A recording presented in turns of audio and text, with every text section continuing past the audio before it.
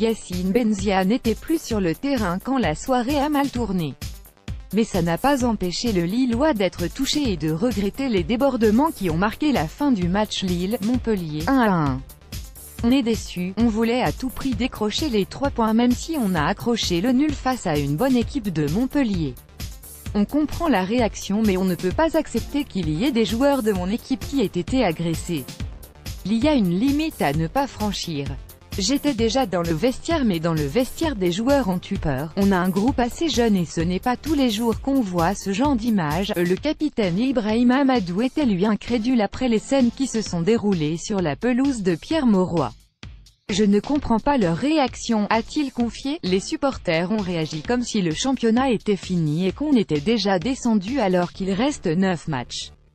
Comme s'ils n'y croyaient plus alors que nous, on y croit encore, a souligné le milieu de terrain nordiste en zone mixte.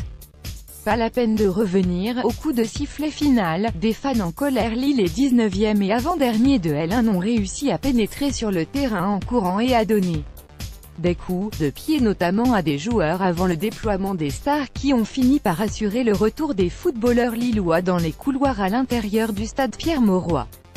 Qu'ils soient déçus, je suis tout à fait d'accord, mais ils auraient pu exprimer leur mécontentement autrement.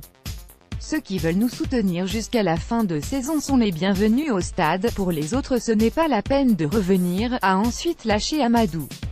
Les supporters lillois ont envahi la pelouse Getty Images, aller dans la violence, ça n'arrange rien, a pesté de son côté l'entraîneur de Lille Christophe Galtier, qui ne peut pas cautionner l'envahissement du stade Pierre-Mauroy par des supporters du LOSC excédés par la situation du club et le match nul contre Montpellier 1-1. Ce sont toujours des situations très difficiles, mais mes joueurs ne méritent pas ça.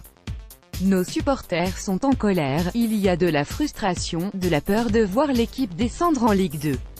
Je le comprends, mais envahir le terrain et aller dans la violence ça n'arrange rien, a-t-il conclu.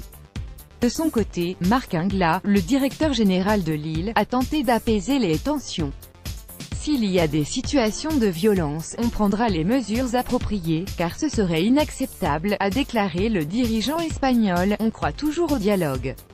On veut dire aux supporters qu'on va se battre et qu'on va le faire, se maintenir en L1. On est convaincu qu'on va rester ensemble, avec les joueurs, le staff et les supporters, pas avec les supporters contre nous, a ajouté Ingla. Le directeur général du LOSC a également expliqué qu'il était trop tôt pour dire si le club allait porter plainte et a remercié les forces de sécurité qui ont très bien contrôlé la situation.